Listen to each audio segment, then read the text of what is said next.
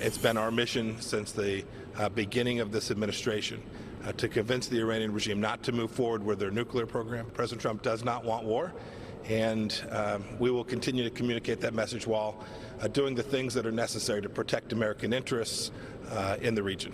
There was Mike Pompeo, the Secretary of State, on the growing tensions with Iran after President Trump signed off on sending 1,000 additional troops to the Middle East very soon. Nile Gardiner, director of the Heritage Foundation's Margaret Thatcher Center for Freedom. Nile, welcome back and good morning to you. Thank you very much, Bill. Interesting story. Washington Post, Mike Pompeo went to Iraq in May and made sure that a message was delivered to Tehran, essentially saying, if you harm one single American, you will pay a price for that.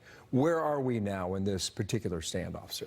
Yes, a very clear message from the Secretary of State to the Iranian regime that they are playing with fire if they in any way threaten U.S. military personnel or the United States itself or its allies. And so this is the right message to be sending to Tehran. This is a brutal, barbaric dictatorship.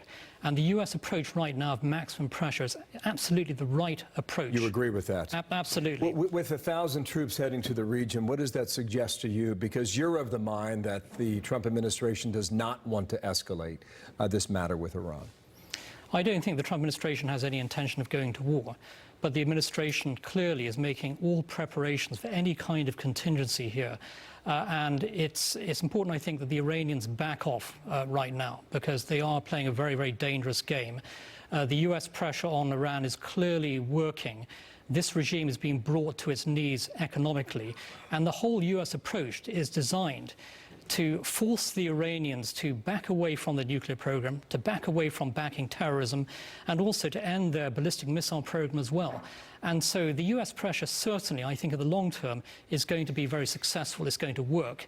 And we have to maintain this pressure on Iran at every single opportunity. On Monday, the president said this on Time magazine, the following: I would certainly go to war. When asked whether or not he would go to war over nuclear weapons, I would keep the other a question mark. What does that say to you? Well, I think the president is very, very clear to Iran that if they wish to continue down the path of creating a nuclear weapons program, which is their intention, this is an extremely dangerous move by the Iranian regime. All options are on the table for the United States. The United States certainly does not want to go to war with Iran, but the ball is in Iran's court here. Iran has to back off. And I think the president has made it abundantly clear to Iran that they are certainly playing with fire if they wish to continue threatening the United States and its allies. If you want to exact change, then you have to get European allies to go along with you. And you have to make sure that those governments believe that the old deal no longer exists. And right now it appears these European governments are stubborn to that idea. How does that change? Well, I think Europe is divided. So, for example, Great Britain has strongly backed the United States over its latest Iran moves. There are 100 British Royal Marines being sent to the Gulf right now, actually, in support of allied efforts to thwart any kind of Iranian aggression. Unfortunately, the French and the Germans are, of course, playing their usual appeasement approach towards Iran.